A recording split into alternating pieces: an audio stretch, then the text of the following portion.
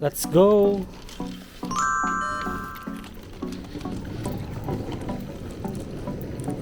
Saan tayo?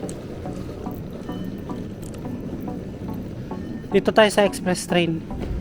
So unang-una guys, napakarami lang public wifi, mapa-train, mapa-public place, lahat may wifi. Hindi kayo mawawalan ng wifi guys.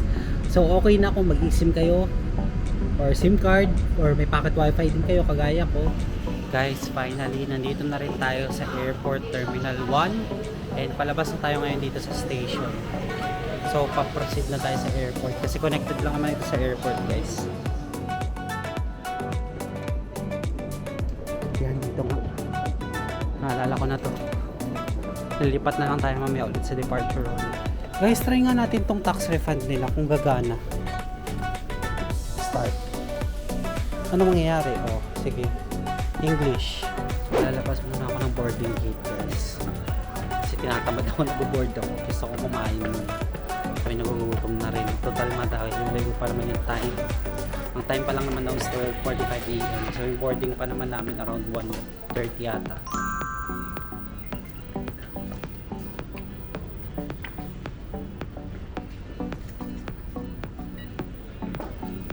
Thank you.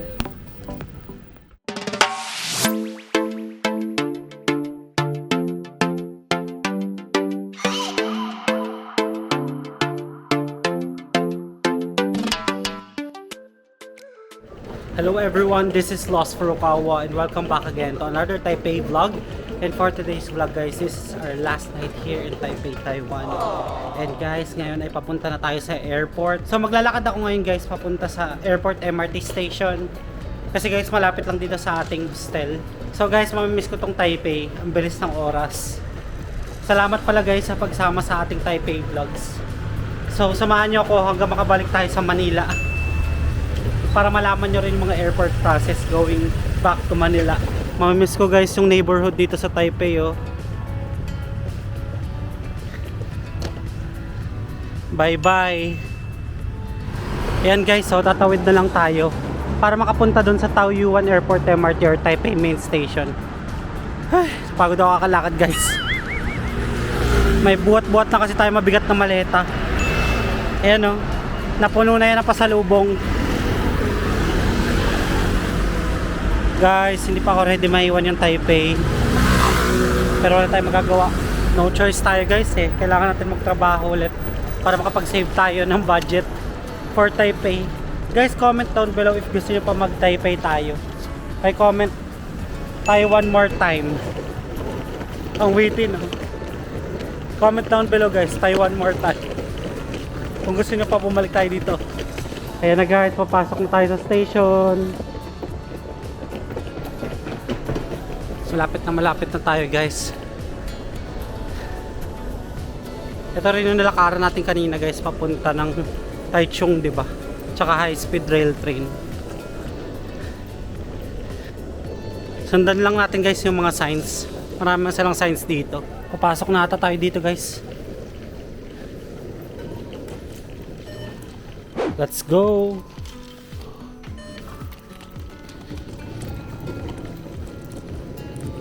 Saan tayo? Dito tayo sa express train. Mag-elevator na lang tayo guys.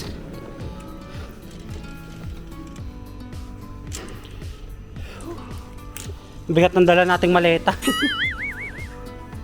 Akala ko guys, dun yung papunta sa airport MRT. Ayan. Pero dito pala, pababa. Kasi palabas na pala ulit yun.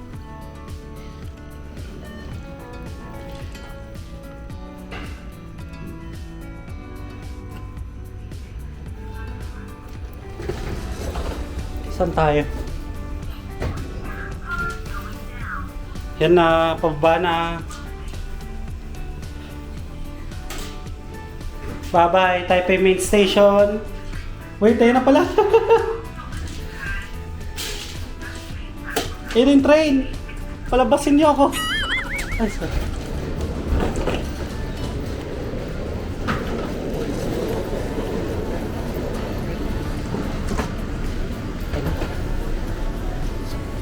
Walang katao-tao. So nasa loob na tayo ngayon guys ng express train going to Terminal 2. So yun yung last destination niya. Tayo ay sa Terminal 1. Tama ba? Check ko nga ulit yung flight details ko guys. Tignan nyo guys, so nagcha-charge siya. So meron ditong wireless charging. Ayan o. Supports QI enabled wireless charging devices. Ang galing guys, no? Bukod sa may wifi na, may wireless charging pa. Kaya nagcha-charge yung iPhone ko. So ma-full natin yan later bago tayo makababa. Tingnan nyo guys, so wala masyadong tao pa. Grabe. Kakaiba, baka kasi ito yung pinaka first station, tama ba? Oo nga, ito guys. So mamaya marami pa tayo station na mapupuntahan. So ang airport terminal 2 is A13 pa. So sa A12 tayo bababa. So yun guys, dahil paalis na tayo ng Taipei, final thoughts lang tayo sa Taipei guys. So yung mga napansin natin from the very beginning. So ang mga kapansin-pansin guys, or yung mga common na napapansin ko, actually hindi na to lahat kasi guys, syempre makakalimutan naman natin lahat na napansin natin, di ba? So kung ano lang yung maisip ko guys, yun yung masasabi ko sa inyo. So unang-una guys, napakarami na ng public wifi, mapatrain, mapapublic place, lahat may wifi, hindi kayo mawawalan ng wifi guys.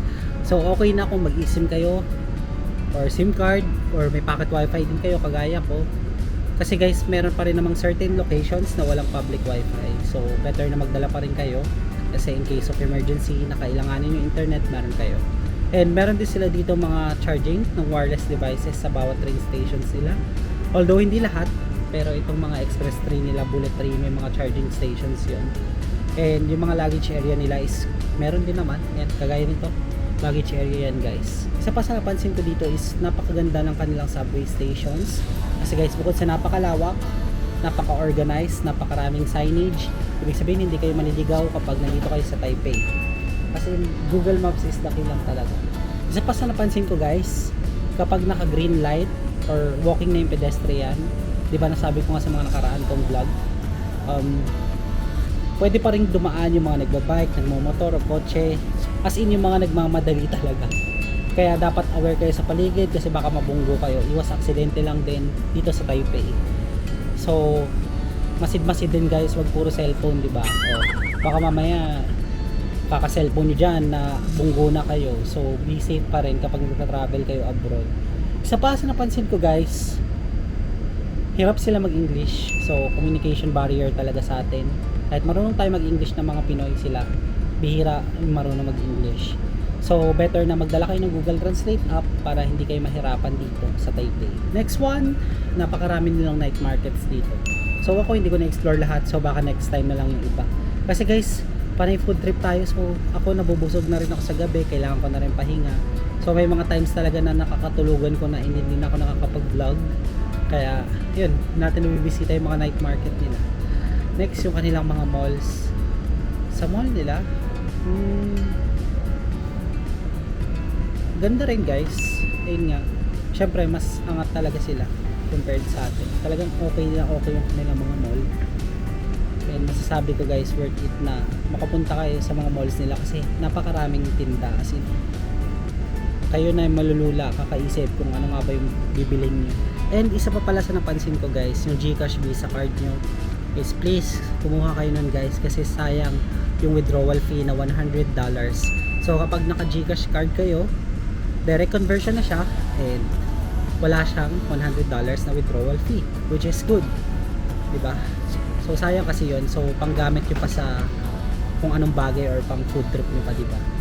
So better na magdala kayo ng GCash Visa o Mastercard kaysa sa ibang mga digital or other banks. Like trinay ko kasi guys yung Robinsons ko, may 100 LTD siya na binawas. BPI trinay ko rin, may 100 LTD din. Ayun, kaya better na may GCash Visa Mastercard kayo. Next, yung pocket wifi nila. Ang napansin ko guys, 4G lang siya. So understood naman since 4G, medyo may kabagalan din, hindi ganun kabilis. And mabilis siya malobat, syempre, lagi naka-on. So better na i-off nyo kapag nasa malayong travel kayo, like going to Taichung, yan, kalayo yan sa Nantou, yan. So pwede nyo off muna yung pocket wifi para hindi malobat agad since mostly may public wifi naman sila. Guys, finally nandito na rin tayo sa Airport Terminal 1 and palabas na tayo ngayon dito sa station. So pa-proceed na tayo sa airport kasi connected lang naman ito sa airport guys. Teka, kunin ko lang yung EC card. Okay, nakuha ko na. Niready ko na rin guys yung ticket ko sa phone.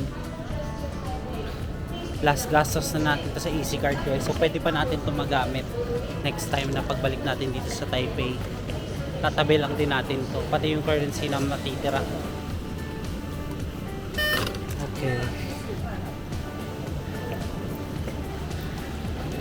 Yan na guys, airport na.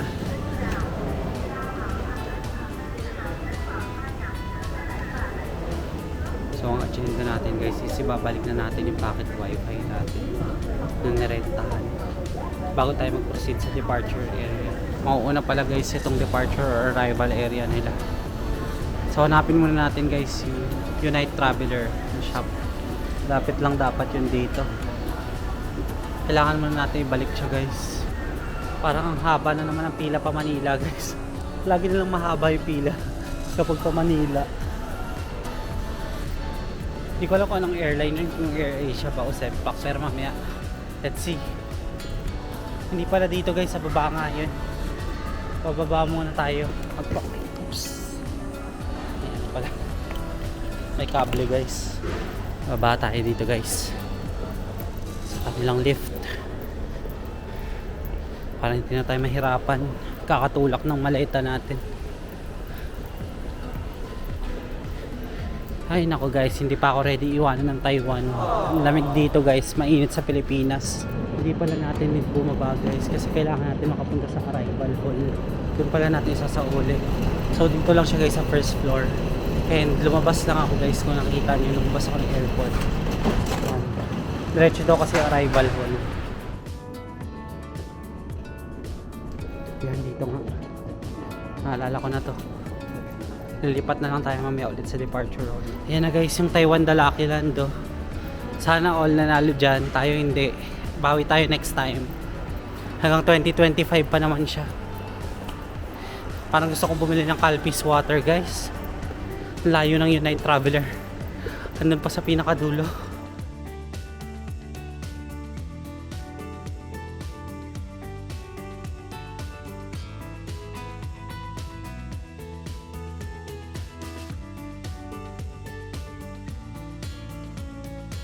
So nalagay ko na guys sa return box yung ating packet wifi. And ito, may connect na lang tayo sa public wifi nila dito sa airport. So buti lang guys, merong connection ng departure hall dito. Ayan na, departure hall yung nakalagay sa sign. So diretso lang daw. Tapos boarding, oh nga ito na yun oh. Oh, tama lang. So pipila lang tayo sa check-in counter. Guys, try nga natin tong tax refund nila kung gagana. Start. Ano mangyayari? Oh, sige. English.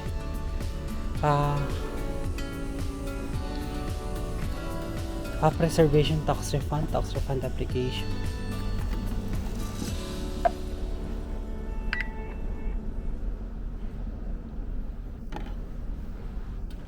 Okay. Top left. Tama naman ah. No refund applications found. So ang dami pang proseso guys. Try lang natin next time. So saan yung Cebu Pacific dito? So yung check-in counter daw natin guys ay sa 12 pa. So nasa kabilang dulo siya. Yung nilabasan natin kanina ng departure hall. Doon pala baka mahaba rin yung pila guys. Sa AirAsia pala yung mahaba kanina yung pila.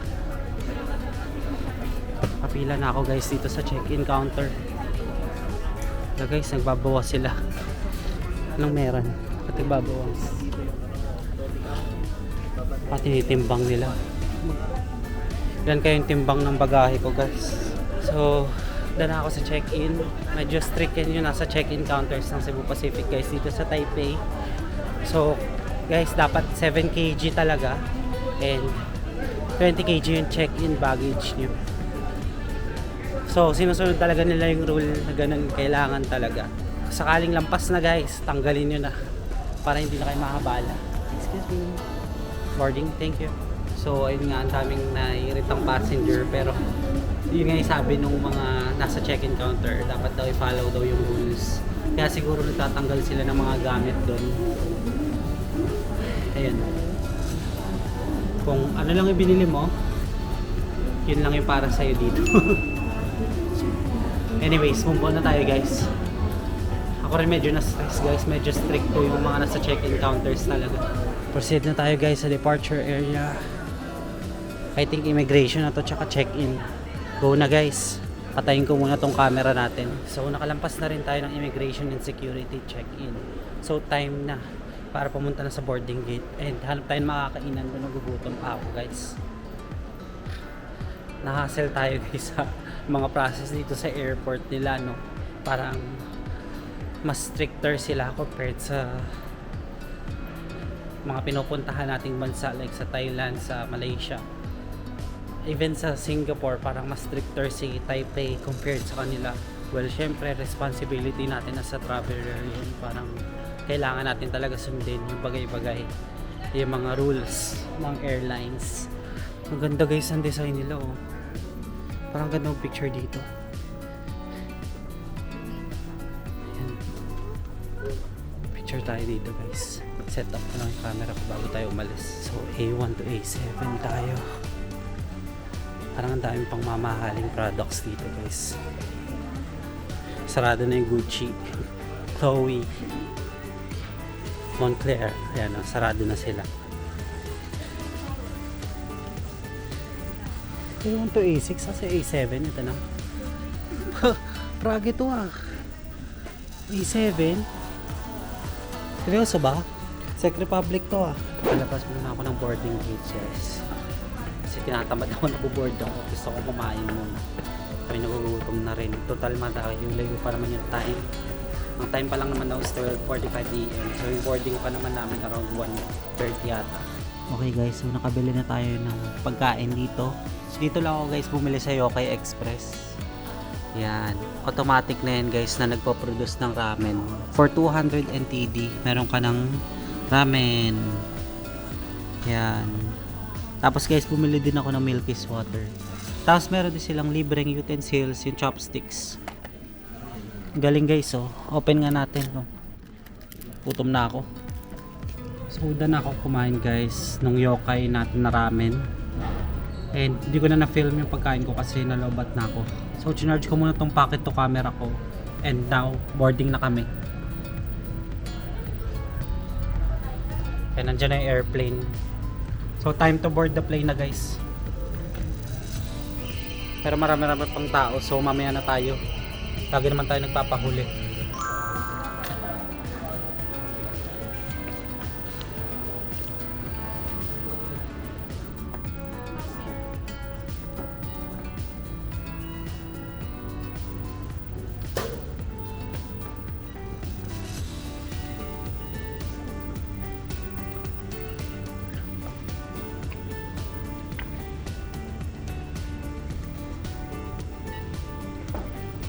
Thank you.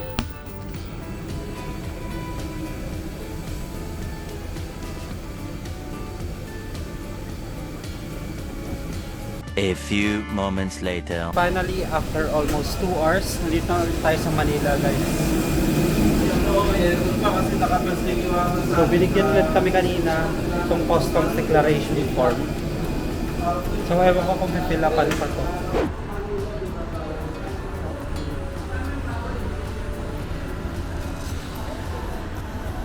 So nakatulog naman ako ng maayos guys sa flight. Ang sarap ng tulog ko. So oras ata ngayon ay 4:30 na. Ayan guys, pila na ulit tayo dito sa immigration. So may nagpi-fill out ng e-travel.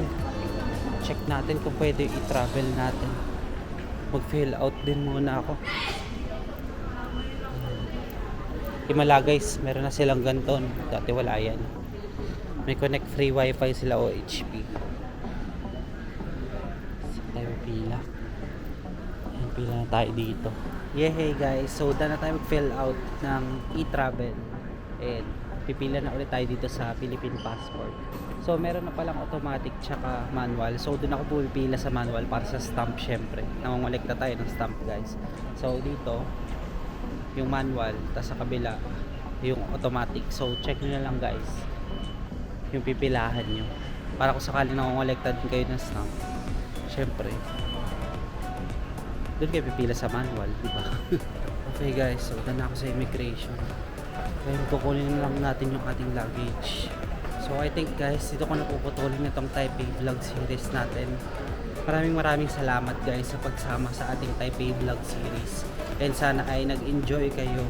And marami tayong natutunan. And also po guys, ang dami ko rin talaga natutunan by experience dito sa Taipei trip natin. So sana kayo din.